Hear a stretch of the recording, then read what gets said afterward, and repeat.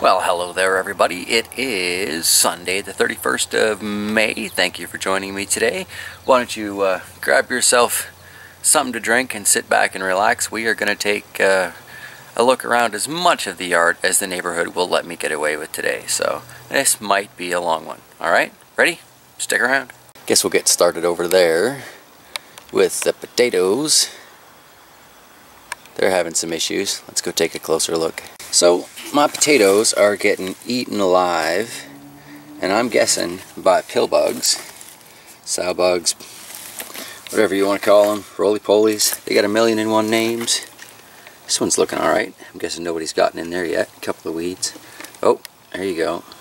Evidence. So I am going to top these up in the next couple of days and throw in a couple of roly-poly traps, see if that makes a difference. But I will show you what I am doing for that, because it's working really well. Definitely getting on time to trim that rose back a little bit. Looks great though. It's just a really stupid spot for it. This downspout right there, it's right up against the window.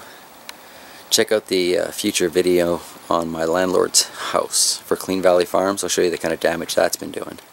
Anyway, garden today, down here, the carrots and some of the roots and tubers and such.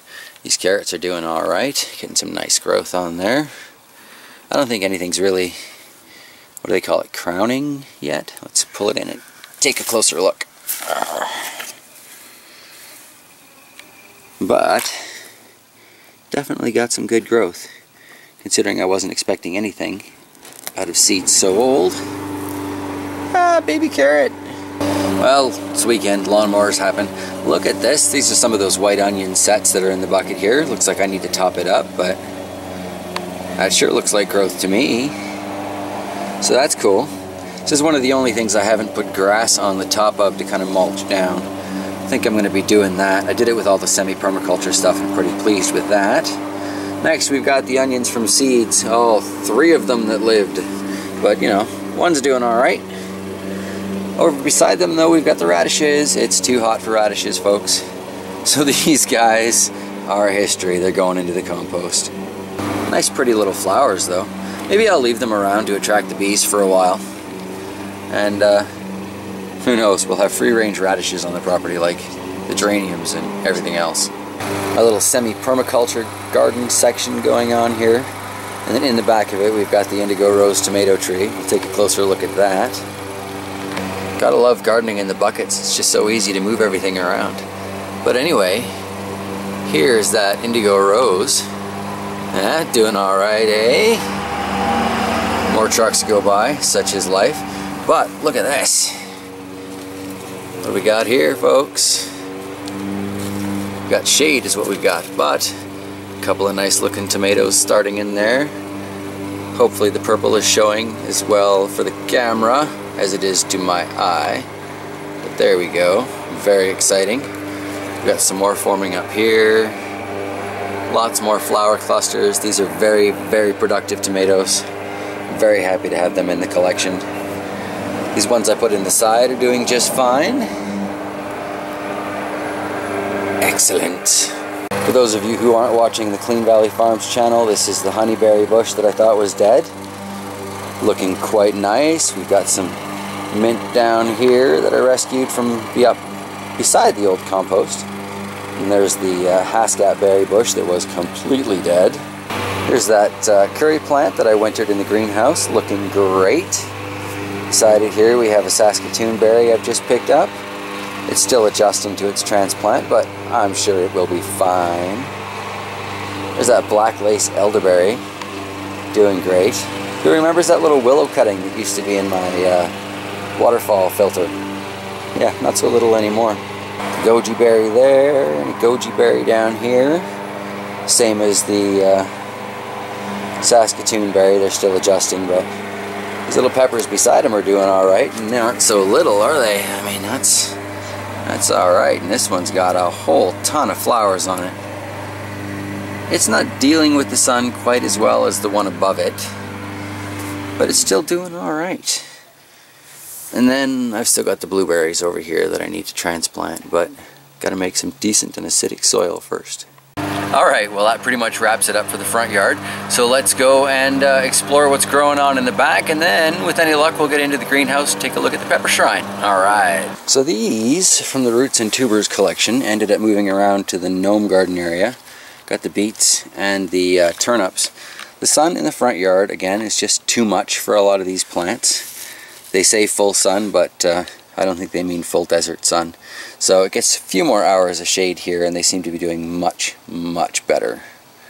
Speaking of doing pretty decent, here's the gnome garden, eh? Those onions are looking alright.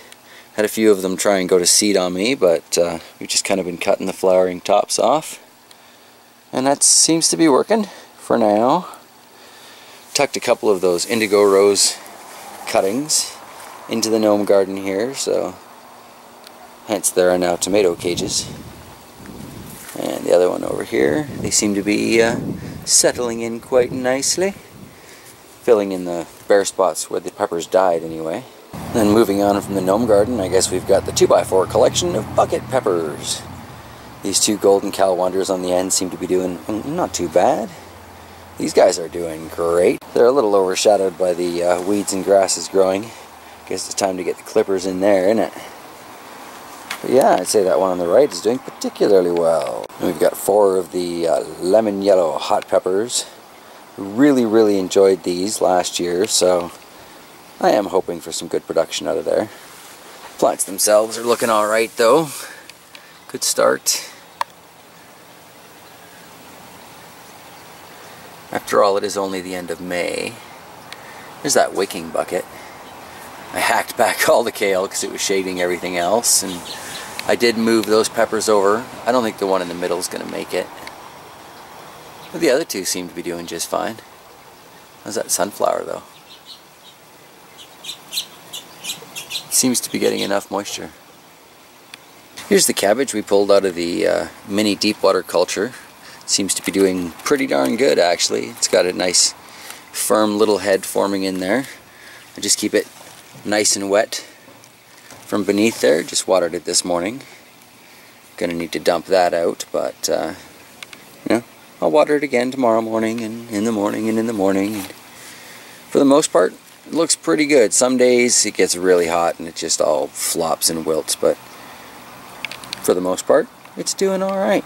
Here is the Golden Cal Wonder, one of the $12 peppers from the Big W. But we can see little pepper bombs forming in there. I don't know why, but I always take the flower off of these when I can. Gonna need to clean this up. Still need to transplant it out, but it's doing alright anyway. Fabulous. So many pepper starts on there.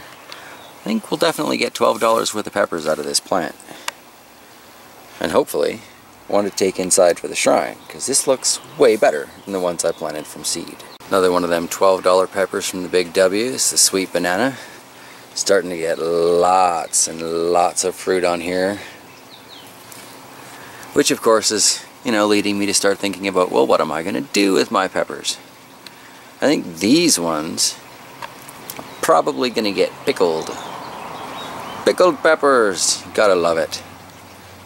And just for a little bit of heat, I'm thinking I might just throw in some of these ones here. This is the little blue pepper. I've moved it outside so we can get some better sun, because look at all of the peppers in there. That's crazy. Pickle those little guys? That would be fantastic. Absolutely fantastic.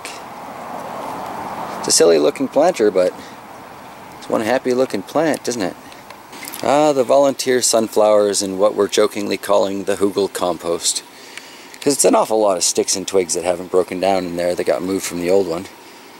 And that seems to be where they're getting their moisture from. Kind of proves the theory. Can't wait to start some of this stuff on a bigger scale. Speaking of starting stuff, here's that green grape. My first go did not take any aquaponics, so I'm setting it up for the second go, which is kind of what you can see going on in the bucket down here. Just kind of training the plant to get used to growing down in this direction, and it goes pretty much down to the bottom of the bucket there. And I'm going to fill that sucker with soil, leave it connected, and hope it roots. So I've been told by quite a few people that that's the most reliable way to propagate a grapevine.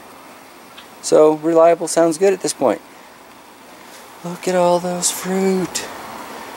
This was all hidden by the shed before, so I'm going to be in grape heaven this year. It's like revving is strawberry bliss. Oh, I'm going to be whacked on grape sugars.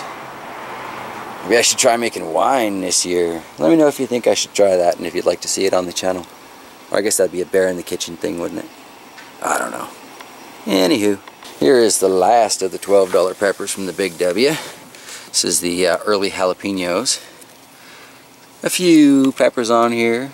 See that one? That's nice. That's nice. Another one forming up here and over here. And I could spend the whole day pointing out little peppers, but oh yeah. Now, I don't know if these are going to get pickled or dried or stuffed with cream cheese and wrapped with bacon, but I definitely see a delightful edible future for these jalapenos. Still not a whole lot of growth going on these mouse melons, but it is definite growth, and they did survive the move outside. And they are putting on some flowers, so when we get to see fruit, you can bet your bunnies I'm going to be sharing that with you. Those things look so cool. Alright, so in front of it here, the Chocolate Beauty. I'm going to say this is probably the best example of the Chocolate Beauty we have in the garden right now. Oh, here's a nice one though. Kung Pao Hybrid. I am so pleased with how well this pepper is doing. And the fact that I have little tiny baby peppers forming in there. Oh, that's not a baby pepper. Let's spin this thing again. That's not a baby pepper at all. That is a very long little pepper. Ho ho ho ho. Excellent. Excellent. So that does seem to be the happiest of all of them. And coincidentally, also the largest planting pot. So there's probably something to that whole peppers want, 5 gallons or more. So these guys, not in anywhere near that much space. Still doing okay. I mean, like, look at this one, right? Got little peppers forming in there. Not the same at all, though. As you can see, though, I've mulched with the grass around these peppers, too. It really does seem to be saving me quite a bit of moisture in this outdoor soil garden experience. Well, that's about it for outside. I guess it's time to check in the greenhouse and take a look at how the shrine peppers, the official shrine peppers, are doing. I think some of them are going to get switched out for some peppers I've got growing out here, but I'm pretty impressed with how those ones in those little tiny pots are doing. Alright everybody, say goodbye to the Three Stooges here. These guys are going to live in a garden the size of our whole property. But they're heading out today. Bye guys, good luck! Where's the shot of the pleco anyway? Those 2 new shubunkins are still hiding back there in the ripples of the water. They don't want to be seen. Give them time. They're still cruising around though. I saw them at feeding time this morning. So the peppers in the shrine have definitely grown since last time y'all had a look at them. Well, most of them have anyway. That tangerine is still nothing to write home about. But we'll take a closer look at those guys in a second. Alright, well, let's start with some of the more impressive peppers in the little shrine here. Here's the jalapeno jalapa. As you can see, plenty of little flower starts on there. And a couple of little fruits forming. That is fantastic. Oh, a few. Oh, quite a few. That is excellent. It's the first year I've been able to successfully grow these guys, so very exciting. Feels a little light though. I think this needs some watering. This red demon here is another example of first year in my garden pepper variety, but I'm very pleased with how well this thing is doing. I'm not seeing an abundance of flowers setting in yet, but there are a few. So, in the next few weeks, I imagine. Very exciting. And I'm pleased because of the purple crooks there, which, as those of you who follow my channel know, I tend to believe the more purple you see on a plant, the hotter they're going to be. Here's an interesting little guy. I've got these spider things all over my greenhouse, but less aphids now. Next pepper. Next up, we've got another example of the Kung Pao hybrids. These do seem to do very well for me. This is the second or third year I've grown them. But as you can see, this plant is spread out really nicely. It's prepared to carry a lot of fruit. And it's got a lot of flowers and fruit set on there. Look at that, so cute! So there's 3 of the shrine, carrying on. The orange fugo here, not looking quite as good as the last 3, but a nice spread on the plant. A decent amount of flower starts. This is another one. It's the first year for me with this particular variety of pepper. But I'm guessing it's basically the same as the Red Demon, because they came colored seeds, but in the same package. So, be curious to see how these develop. The red bell. You see that thing? Do you see that in there? If that matures, it's going to be bigger than the whole plant. And there are quite a few more in there too, so not bad. Now this is a red bell that the seed was just saved from bell pepper at the grocery store. A few years old and it still managed to sprout. So I'll be really curious to see how that fruit tastes and to see how this plant looks at the end of a year. See if I can bring it in for the shrine. The little orange habanero that looked like it had fallen over and died decided not. It's like, no, I'm just messing with you. I think I'm going to live. So no flowers or fruit or anything on it yet, but a mighty nice start for that one there. Can't decide if I should stake it so it straightens up or just kind of leave it flopping. You guys can let me know your opinions on that in the comments, I'm sure. Cool, moving on. It's a smaller example of a long red cayenne pepper. Got some flowers forming on it. I don't see any fruit in there just now, but this is a nice looking plant structure for the shrine. More likely to bring this in than the huge one. I don't know. The huge one looks so beautiful though.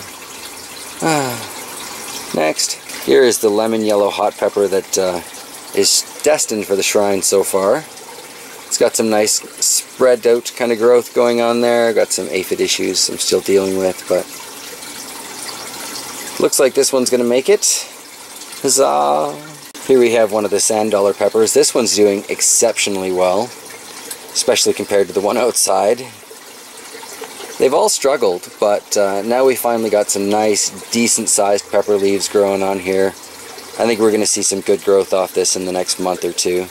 Very excited. This is another new variety for me. Never even seen a sand dollar pepper in my life. So, thanks again for sending this out to me. Not the best looking chocolate beauty in the collection, is it? But it's got good solid growth, nice uniform sort of shape, and it is starting to form those flowers, so we should get some peppers off of it. This will be good for the shrine, hopefully. I don't know, I might take one of the other ones. I'm going to need larger pots. I'm going to need significantly larger pots. This particular pepper seems to be growing nice and tall. Nowhere near as much sun damage on the new growth. Can pull off those damaged leaves, I think. No flowers or fruit in here yet, but it's growing along nicely. And then the others here aren't doing quite so well. So the best of them would be this poblano or ancho pepper. And then I've got the ghost is looking a little bit better. Might pick up before the end of the year. Super chili starting to pick up some growth. Tangerine dream, like I said, is it's not the happiest pepper in the bunch, is it? This is definitely the best looking Fatale pepper though. Another one, first year in the garden with this one. Red tie, saved from seeds at the grocery store. That says red tie cherry, but really it's just red cherry. Glad to see that one growing, because the one in the Frankenponics is not doing well. But this little guy was basically dead when I put it in there, so I'm not terribly surprised. It would be cool if it grew, but I'm not betting the farm on it, as it were. Taking a look at the Frankenponics, you can see most things are doing quite well indeed. Time to pull out this radish. This thing, you know, you ever wonder what a radish looks like when it bolts? It looks tall, man. It looks ridiculously tall. Again, nice pretty flowers on it, but let's pull this out and see what the bulb growth looks like and how the root growth looks. Now, I have transplanted this once when I moved it up here, but, you know, all in all, it's not a bad looking little radish. Let me just clean this up. Well, I like radishes, so let's see how this tastes.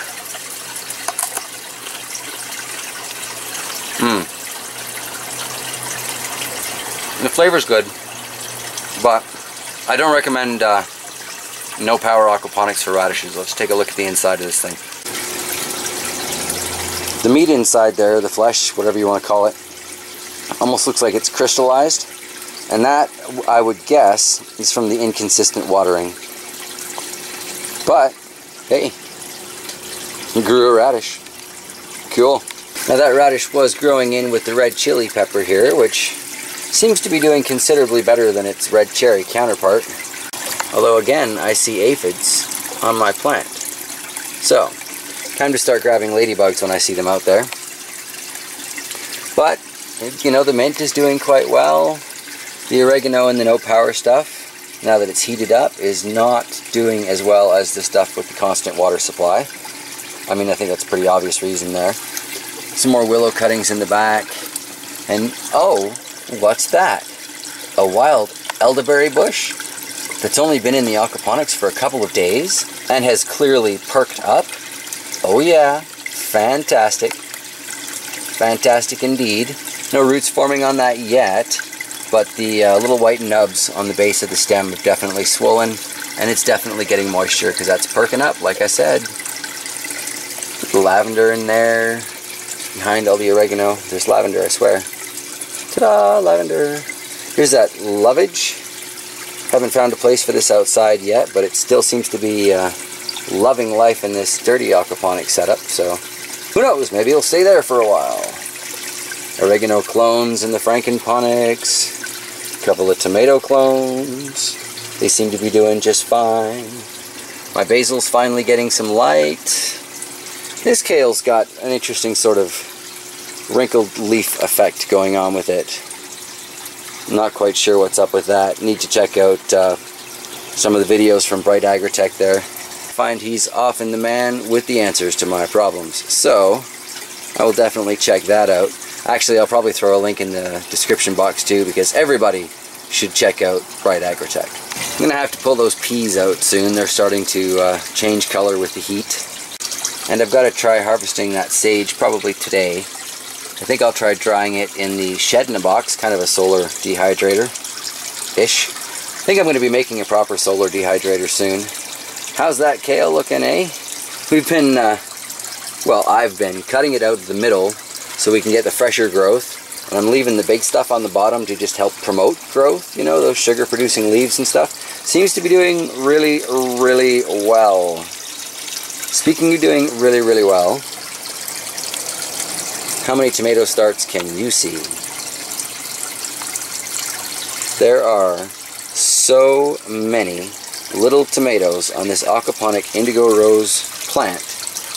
It is driving me wild. I can't wait to start playing with them. Some there, some there. It's going to be really pretty epic looking, actually, once they all start to change color and become a little bit more obvious.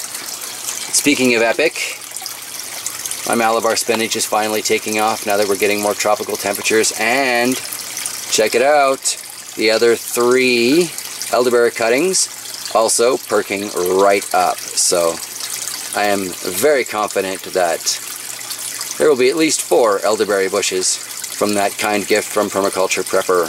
That is so awesome. So very awesome. Alright guys, well, I have rambled on for I don't even know how long at this point, because my camera doesn't have a timer and it's been a million little clips anyway. So I think at this point I'm going to open up the greenhouse door before I sweat to death in here, put you on the standing tripod and let you spend a few minutes with the fish before we call it a wrap. Alright everybody, thank you so much for joining me today. I hope you have an absolutely wonderful day. Alright everybody, as always there is of course the sound of running water in my greenhouse. Those of you with weak bladders are advised to pause, pee, and then continue the show.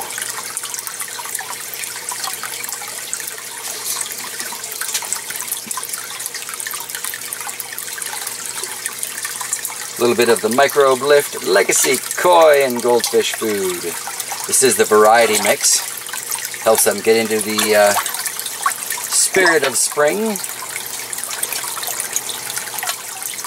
and maintain their picky natures, of course.